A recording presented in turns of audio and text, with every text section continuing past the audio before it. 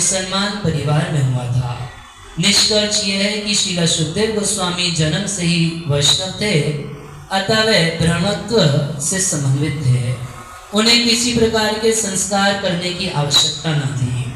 कोई भी निम्न कुल में उत्पन्न व्यक्ति, चाहे वह किरात हो, ह्रून, आंध्र, पुलिंद, पुलकश, अभीर, शुंग, यवन, खस या इनमें से भी निम्न हो, वैष्णवों की कृपा से उसका उद्धार हो सकता है और वह सर्वोच्च दिव्य पद को प्राप्त करता है।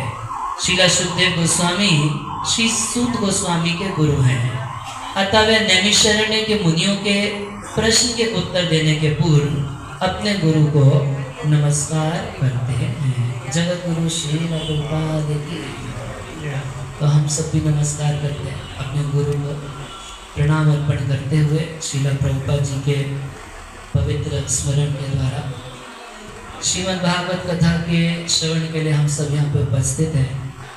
श्रीमद् भागवत का अर्थ क्या है? भागवत मतलब जो भगवान के भक्तों के विषय में है, विशेष रूप से जो भगवान का है उसको भागवत कहते हैं। भगवान और भागवत, भागवत मतलब जो भगवान से संबंधित है।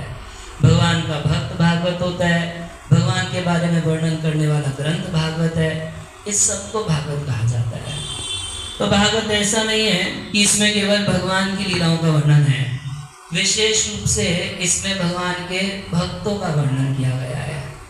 यदि भक्तों को डिलीट कर दिया जाए तो भागवत का कोई अर्थ ही नहीं बचेगा। भागवत तो छोड़िए, भगवान का भी कोई अर्थ नहीं बचेगा। कभी आप कृष्ण को अकेले देखें, या तो राधा रानी के साथ हैं, या यशोदा जी के साथ हैं, चाहे गोपियों के साथ हैं, गायों के साथ हैं, सखाओं के साथ हैं, श्री राम जी सीता जी के साथ हैं, लक्ष्मण जी के साथ है, सुग्रीव के साथ है। तो भगवान तो कभी अपने भक्तों के बिना रह ही नहीं सकते। तो अब एक सवाल उठे कि अगर हमें भगवान और भक्त दो में से किसी एक के बारे में सुनना हो तो किसके बारे में प्रेफर करना चाहिए?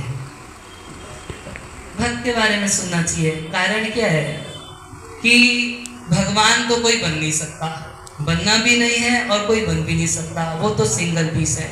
बन क्या सकते हैं? भक्त। तो जो बनना है उसी के बारे में सुनेंगे ना। कोई इंजीनियर बनना चाहता है तो इंजीनियर के बारे में सुनता है, डॉक्टर बनना चाहता है तो कोई श्रेष्ठ डॉक्टर के बारे में सुनता है, वो कैसे खाते थे, कैसे पीते थे, क्या शेड्यूल करते थे। तो अगर हमें भक्त बनना है तो किसके बारे में सुनना चाहिए? भक्त के बारे में सुनना चाहिए। भगवान चैतन्य महाप्रभु कहते हैं, जे मोहार दासे रो करे श्रवण, जो मेरे भक्तों का स्मरण करता है, तारो ओ मुई करी पालन पोषण, उसका मैं स्पेशल टेक केयर करता हूँ। जो भक्तों का स्मरण करता है, इसलिए हम लोग रोज हनुमान जी का स्मरण करते हैं, क्या भक्तों का सबका स्मरण करते हैं। तो हमने एक क्रम शुरू किया था जिसमें भगवान के जो विशिष्ट भक्त हैं, 12 महाजन जिनको कहा जाता है, तो उनकी कथा का एक एक सप्ताह हम लोग कर रहे थे। तो प्रथम में हमने नारद जी के कथा का 7 दिन श्रवण किया और अब दूसरा क्रम जो है इस सत्र में हम श्री सुखदेव गोस्वामी के विषय में श्रवण करेंगे।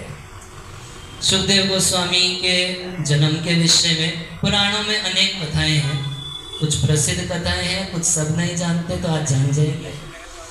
और किस प्रकार से सुखदेव गोस्वामी भगवान के भक्त हुए, श्रीमद् भागवत का अध्ययन किए, कहाँ परीक्षित की सभा में उसका प्रवचन किए, कहाँ कहाँ उस ग्रंथ का श्रवण किए और किस चेतना में सुखदेव गोस्वामी इस भागवत ग्रंथ का वाचन किए हैं।